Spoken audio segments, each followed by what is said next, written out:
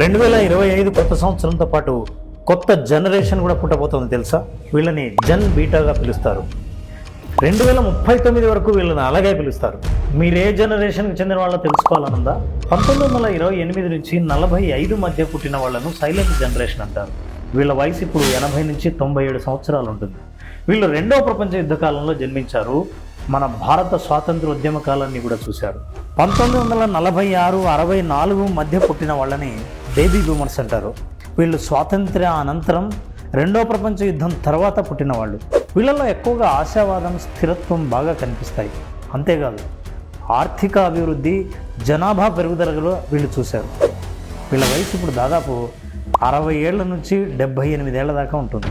1965 నుంచి 80 మధ్య కాలంలో పుట్టిన వాళ్ళని జెన్ ఎక్స్ అంటారు. వీరి వయసు దాదాపు 44 ఏళ్ల నుంచి 59 ఏళ్ళు ఉండొచ్చు. అంటే వీరు ఇండిపెండెంట్గా ఉండడంతో పాటు వీళ్ళ జనరేషన్లో నిర్ణయాలు తీసుకోవడంలో కన్ఫ్యూజన్ కూడా ఎక్కువే. వీరి కాలంలోనే పేరెంట్స్ వర్క్ చేయడం చూశారు. అంతేకాదు విడాకుల కేసులను కూడా ఎక్కువగానే చూశారు.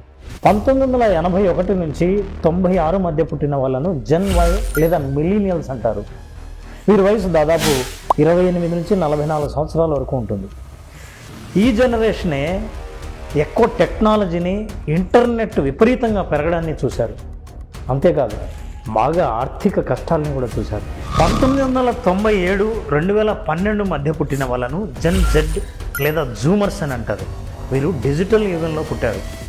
ఉద్యోగాలే కాకుండా సొంత వ్యాపారాలు కూడా పెట్టొచ్చన్న ధోరణి ఆ కాలంలోనే పెరిగింది. అంతేకాదు వీళ్ళకి వాతావరణ సమస్యల పట్ల అవగాహన విపరీతంగా పెరిగింది.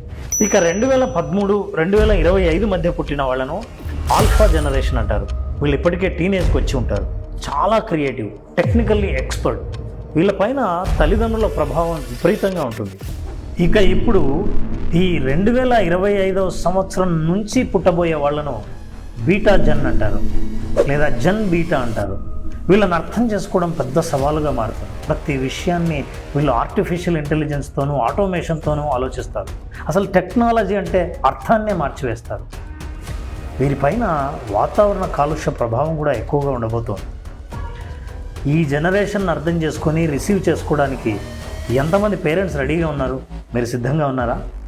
మీరు వీడియో లైక్ చేస్తే తప్పకుండా కామెంట్ చేయండి, ఫార్వర్డ్ చేయండి.